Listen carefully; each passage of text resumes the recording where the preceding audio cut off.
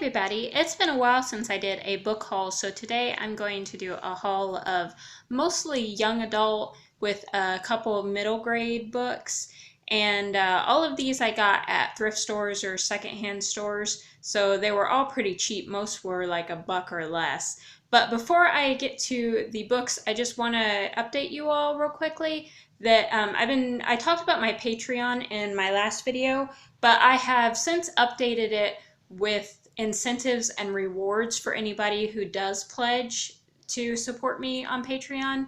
So if you pledge at least $1 a month, then you will automatically be entered into any special giveaways that I run for patrons only. And then for $5, if you pledge $5 a month, you will automatically get entered into the contest, of course, but you'll also get a special artist trading card from me that will come in the mail, and it'll be either drawing probably or a painting or something like that. It could be anything, but I thought it'd be a cool way to share my art with you guys. And then if you pledge $15 or more, then I will send you one of my author signed books along with also the artist trading card and entering you in the giveaways.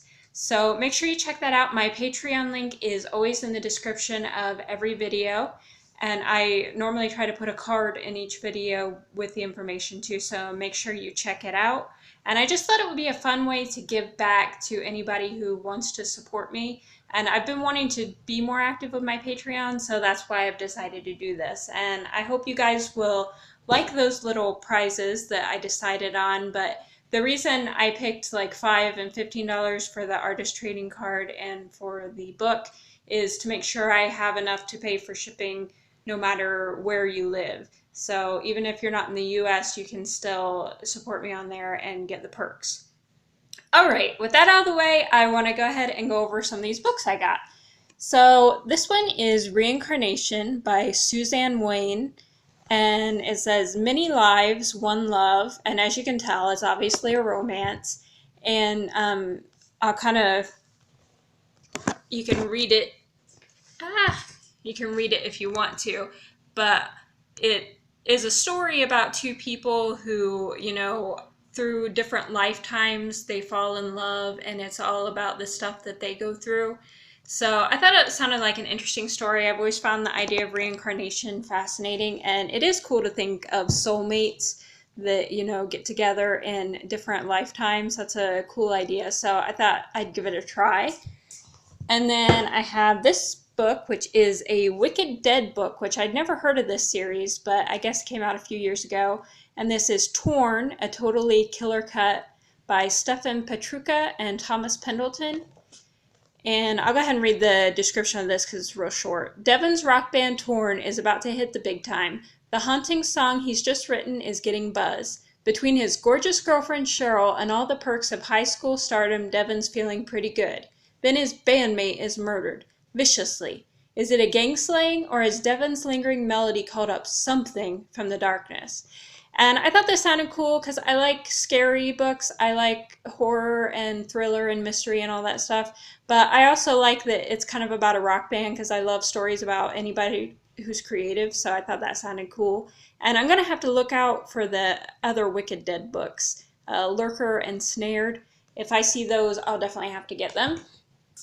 And then I have Little White Lies, which this is actually an advanced uncopy edited edition, and it's by Brianna Baker and F. Bowman Hasty III.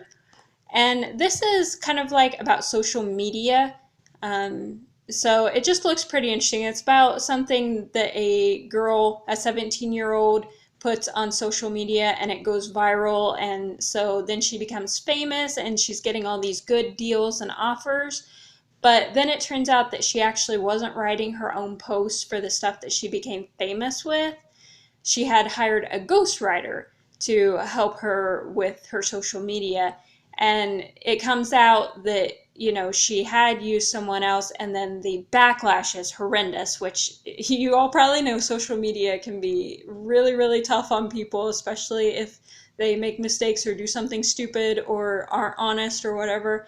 So I thought this looked like a good book, and since I'm really active on social media myself, I thought I could probably relate to it because I get some interesting people on social media.